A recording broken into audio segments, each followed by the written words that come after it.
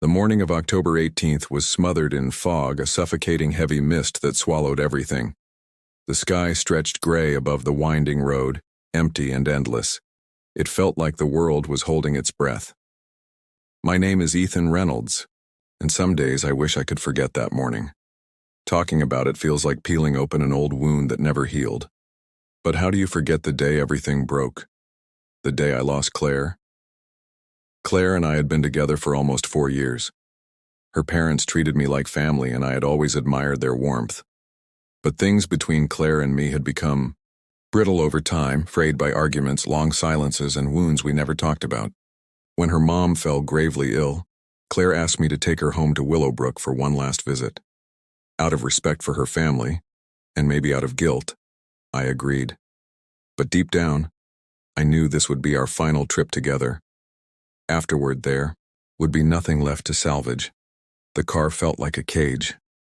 The silence between us was thick, broken only by the hum of the tires on the road. Claire stared out the window, her hands folded in her lap. The distance between us felt like an endless chasm.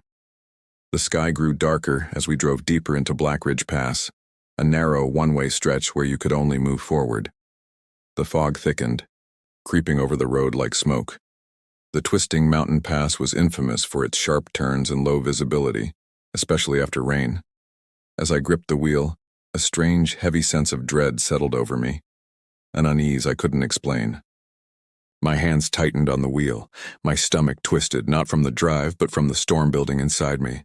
Anger, regret, exhaustion, it all churned together. Claire's face was calm but distant, as though she were already somewhere else. That's when the thought hit me, unbidden and sharp.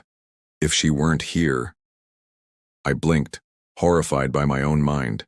And then it came, a whisper, faint and cold. End it. You've already lost her. I stole a glance at Claire. She was still staring out the window, oblivious.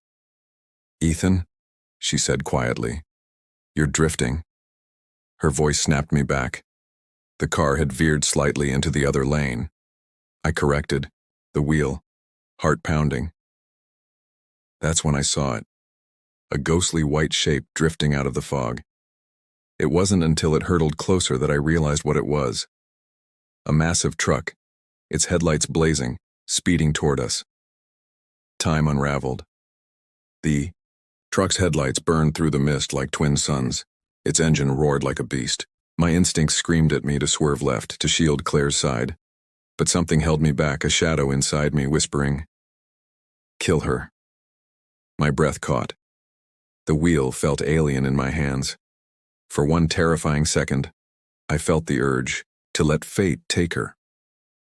No, I whispered, as if speaking aloud could banish the thought. I twisted the wheel to the left with everything I had. The car fishtailed, the tires shrieking against the wet road. There was no escape. Just jagged, rock walls and narrow shoulders. The truck's horn blared like a final warning. Then came the crash, a brutal symphony of shattering glass and twisting metal. Claire's scream sliced through the chaos. Then, silence. When I opened my eyes, the world was sideways. Rain tapped against the windshield like impatient fingers. The steering wheel pressed hard against my chest, and glass shards glittered around me like fractured stars.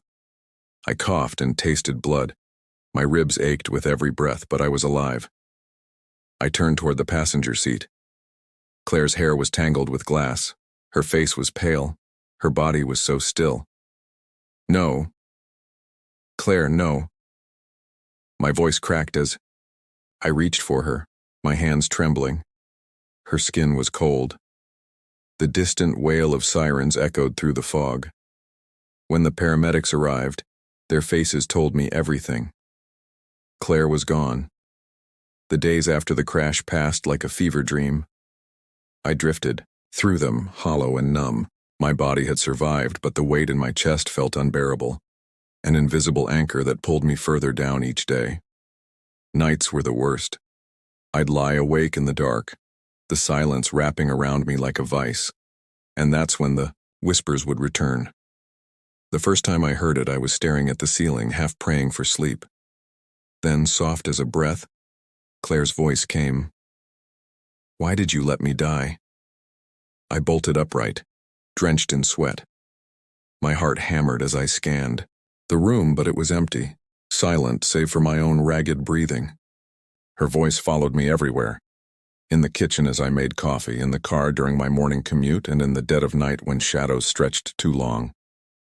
Sometimes it was a faint murmur, a soft calling of my name. Other times it was a sob, a sound that shattered me more than words ever could. The chair near the window moved slightly.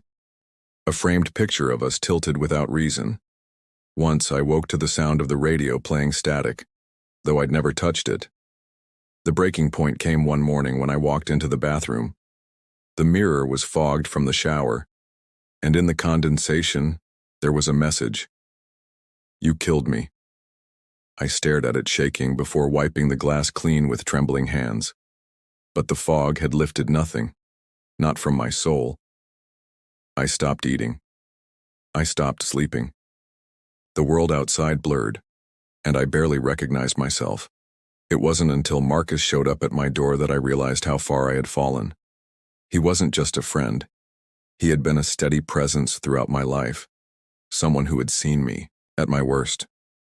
He knew loss better than anyone, having lost his sister years ago in a similar accident. "I'm not here to fix things," he told me, stepping into the dim light of my living room. "But I'm here to help you face what's already broken." His words haunted me as much as Claire's voice did. "You're unraveling," he said one night, his voice low but steady. "You need to confront this." "I can't," I whispered. "She won't let me go." Marcus's gaze softened. "Maybe she's not holding you back. Maybe she's waiting for something." The house had become unbearable, and every memory was tangled in guilt and shadows. On the anniversary of the accident, I finally drove back. The fog clung to the mountain road, wrapping the world in silence. The air was cold and heavy. The only sound was the wind weaving through the trees, whispering like a distant voice. I stood at the edge of the pass, staring at the drop below. Memories rushed over me. Her laughter, the fear, her final scream. I closed my eyes. "Claire," I whispered. "I'm sorry." The wind grew stronger, rising until it sounded like someone sobbing. Then I heard her voice, not in my mind but all around me. "I know," she said softly. "One of us was always going to leave first." Tears blurred my vision as I reached forward, but the fog thickened, and she vanished.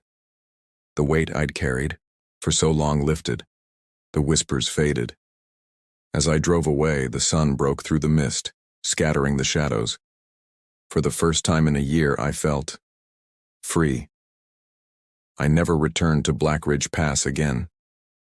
But the memory stayed with me, a reminder of how dangerous guilt can be when it festers. Sometimes when I close my eyes, I still hear her voice. But now, it's different. Let go before it destroys you.